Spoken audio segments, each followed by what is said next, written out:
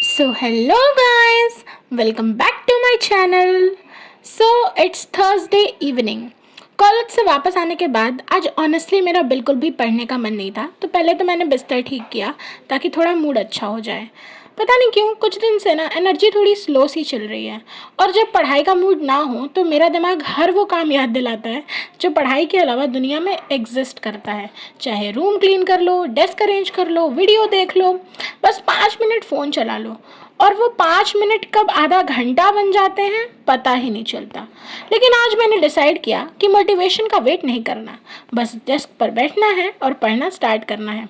तो आज हम पहले पढ़ेंगे द साइकोलॉजी ऑफ मनी का चैप्टर 12, फिर बॉटनी के नोट्स लिखेंगे, और बीच में ऑब्वियसली थोड़ी कॉलेज की बातें, थोड़ी मेरी लाइफ की बकबक, और पापा की सुनाई हुई एक मिस्टीरियस हॉरर स्टोरी भी है। तो चलिए पढ़ाई शुरू करते हैं। सबसे पहले आज मैं द साइकोलॉजी ऑफ मनी का चैप्टर 12 पढ़ रही हूँ, जिसका नाम है सरप्राइज। इस चैप्टर का बेसिक आइडिया मुझे एक्चुअली बहुत इंटरेस्टिंग लगा। हम लोग फ्यूचर को प्रेडिक्ट करने की बहुत कोशिश करते हैं।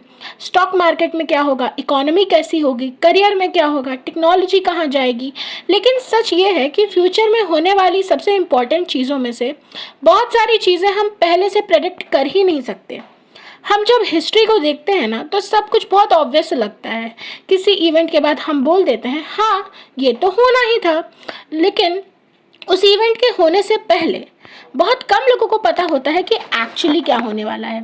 चैप्टर में बेसिकली ये समझाया गया है कि दुनिया बहुत अनप्रेडिक्टेबल है, और फाइनेंशियल वर्ल्ड में तो ये और भी इम्पॉर्टेंट हो जाता है। कभी कभी कोई अनयूजुअल इवेंट पूरी इकोनॉमी, मार्केट या किसी कंपनी की डायरेक्शन ही बदल देता है। इसीलिए सिर्फ प्रेडिक्शन करना इम्पॉर्टेंट नहीं है, उससे ज़्यादा इम्पॉर्टेंट है प्रिपेयर्ड रहना। आपको ये नहीं सोचना चाहिए कि मेरी प्लानिंग परफेक्ट है तो अब कुछ गलत हो ही नहीं सकता। इंस्टेड हमें अपनी प्लानिंग में थोड़ी जगह अनसर्टेनिटी के लिए भी रखनी चाहिए। मतलब अगर हम मान के चल रहे हैं कि सब कुछ एग्जैक्टली प्लान के अकॉर्डिंग होगा, तो एक अनएक्सपेक्टेड चीज़ आते ही हम कंप्लीटली डिस्टर्ब हो सकते हैं। लेकिन अगर हम पहले से ही एक्सेप्ट कर लें कि हाँ कुछ भी हो सकता है और मुझे उस सिचुएशन को हैंडल करना पड़ेगा, तो हम मेंटली और फाइनेंशियली दोनों तरह से ज़्यादा प्रिपेयर्ड रहेंगे। चैप्टर 12 का मेरे लिए सबसे बड़ा टेक अवे ये है, फ्यूचर को परफेक्टली प्रेडिक्ट करने की कोशिश मत करो, क्योंकि सरप्राइजेस तो आएंगे ही। बस इतना ही इंश्योर करो कि जब सरप्राइज आए तो तुम उसे हैंडल कर सको। तो बस ये था चैप्टर 12। अब हम लोग बॉटनी के नोट्स पे प्रोसीड करते हैं। बॉटनी के नोट्स लिखने बैठते ही मुझे एक चीज़ रियलाइज़ हुई। कॉलेज में हम लोग कितनी सारी रैंडम चीज़ें डिस्कस करते हैं। एक दिन लेक्चर चल रहा होता है और किसी को असाइनमेंट की टेंशन है, किसी को प्रैक्टिकल की, किसी को अटेंडेंस की, और किसी को बस ये टेंशन होती है कि लंच में क्या खाएंगे।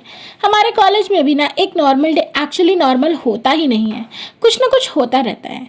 कभी किसी टीचर का फ़नी मोमेंट, कभी फ्रेंड्स के साथ रैंडम कॉन्वर्सेशन, कभी बिना किसी रीज़न के पूरा ग्रुप हंस रहा होता है। वैसे पिछले कुछ दिन मेरे लिए थोड़े अजीब रहे हैं। पीरियड्स के टाइम ना मेरा मूड लिटरली रोलर कोस्टर बन जाता है। 1 मिनट में सोचती हूँ बस अब लाइफ को कम्प्लीटली ऑर्गेनाइज्ड करना है, मैं रूटीन बनाऊंगी, डेली पढ़ूंगी, टाइम पे सोऊंगी, सब कुछ परफेक्ट। फिर थोड़ी देर बाद नहीं, आज कुछ नहीं करना, बस लेट जाना है। हो लेकिन ऑनेस्टली मुझे लगता है हम खुद से कभी कभी अननेसेसरी एक्सपेक्टेशंस रख लेते हैं। हर दिन इक्वली प्रोडक्टिव नहीं हो सकता। कुछ दिन एनर्जी ज़्यादा होगी, कुछ दिन कम होगी, और इसका मतलब ये नहीं कि हम लेज़ी हैं। बस उन दिनों में थोड़ा स्लो चलना होता है, और अगर उस स्लो डे पर भी हम एक दो इम्पॉर्टेंट काम कर लें तो वो भी इनफ है। आज मैं तुम्हें एक स्टोरी सुनाती हूँ जो मुझे पापा ने बताई थी। मुझे नहीं पता कि ये स्टोरी एक्चुअली ट्रू थी या नहीं। पापा ने भी मुझे ये नहीं कहा था कि हाँ ये डेफिनेटली हुआ है, बस उन्होंने एक इंसिडेंट की तरह सुनाया था। लेकिन जो चीज़ मुझे सबसे ज़्यादा क्रीपी लगी वो स्टोरी का एंड था। तो हुआ कुछ ऐसा, पापा के अकॉर्डिंग एक आदमी को किसी काम से एक दूसरे शहर जाना पड़ता था।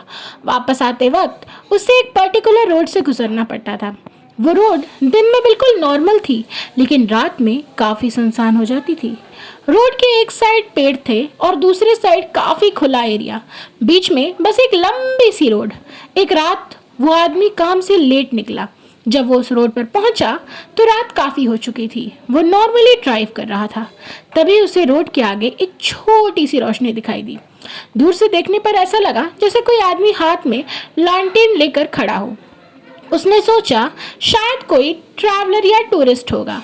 तो उसने गाड़ी की स्पीड थोड़ी स्लो कर दी। लेकिन जैसे जैसे वो रोशनी के पास पहुंचने लगा, रोशनी गायब हो गई बिल्कुल अचानक। उसने आसपास देखा, कोई आदमी नहीं, कोई घर नहीं, कोई गाड़ी नहीं। उसने सोचा शायद उसकी आंखों का धोखा होगा। वो आगे बढ़ गया, लेकिन कुछ ही मिनट बाद उसी रोड पर उसी दिशा में उसे फिर वही रोशनी दिखाई दी। इस बार वो थोड़ा अनकंफर्टेबल हो गया। उसने गाड़ी और स्लो कर दी। रोशनी सामने थी, लेकिन जैसे ही वो उसके पास पहुंचा, फिर से गायब। अब उसे थोड़ा अजीब लगा, लेकिन वो घर पहुंच गया। घर पहुंचकर उसने ये बात अपने पापा को बताई। उन्होंने पूरी बात सुनी और कुछ सेकंड्स तक बिल्कुल चुप रहे।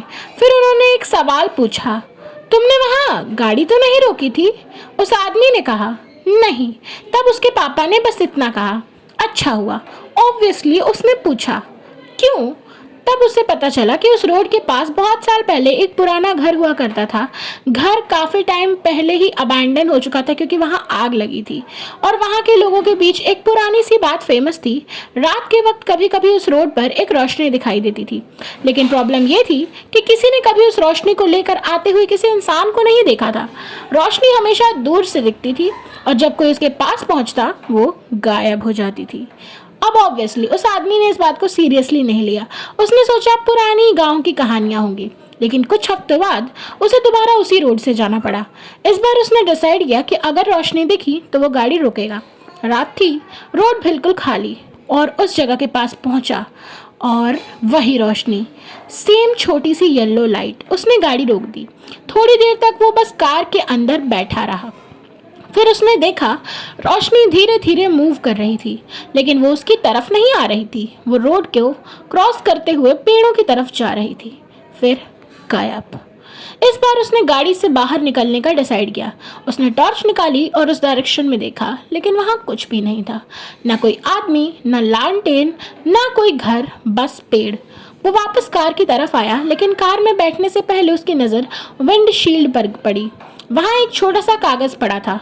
उसने वो कागज़ उठाया। उस पर कुछ नहीं लिखा था, सिर्फ एक डेट, एक पुरानी डेट। उसने घर जाकर वो डेट अपने पापा को दिखाई। उन्होंने डेट देखी और उन्होंने जो बताया वो और भी अजीब था। वही डेट सालों पहले उस पुराने घर में लगी आग की डेट थी।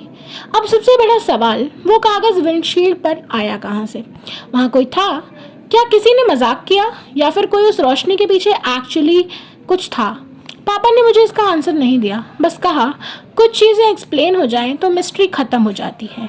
एंड ऑनेस्टली शायद इसी वजह से मुझे ये स्टोरी याद रह गई, क्योंकि मुझे घोस्ट से ज़्यादा अनआंसर्ड क्वेश्चंस क्रीपी लगते हैं। ओके, बस आज के लिए इनफ हॉरर। अब अगर मैं और हॉरर स्टोरीज सुनूंगी तो शायद बॉटनी के नोट्स भी मुझे रात में डराएंगे। तो वापस नोट्स पर। और ऑनेस्टली आज का सेशन काफ़ी परफेक्ट नहीं था। बीच में मूड ऑफ हुआ, कॉलेज की बातें याद आई, पीरियड्स की वजह से एनर्जी लो थी, हॉरर स्टोरी भी सुना दी, लेकिन फिर भी मैंने कुछ पेजेस कंप्लीट किए। शायद प्रोडक्टिविटी का मतलब ये नहीं कि हम हर दिन परफेक्ट रूटीन फॉलो करें। कभी कभी प्रोडक्टिविटी बस इतनी होती है कि तुम्हारा मूड नहीं था, फिर भी तुमने थोड़ा सा कर लिया। तो बस ये थी मेरी थर्सडे। तो ये थी मेरी थर्सडे इवनिंग स्टडी रूटीन। थोड़ी पढ़ाई, थोड़ी बॉटनी के नोट्स, थोड़ी कॉलेज की बकबक, थोड़ी पर्सनल लाइफ और थोड़ी सी पैरानॉर्मल मिस्ट्री। अगर आप भी आज पढ़ने बैठे हो तो एक चीज़ याद रखना, परफेक्ट स्टडी सेशन का वेट मत करना, बस शुरू कर देना यार। मैं मिलूंगी तुमसे नेक्स्ट वीडियो में। तब तक अपना ख्याल रखो, खुश रहो, और हाँ, ये ज़रूर सोचना कि आखिर उस डेट के पीछे का राज क्या था। पता नहीं, मैंने तो बहुत सोचने की कोशिश की पर मुझे इसका आंसर नहीं मिला।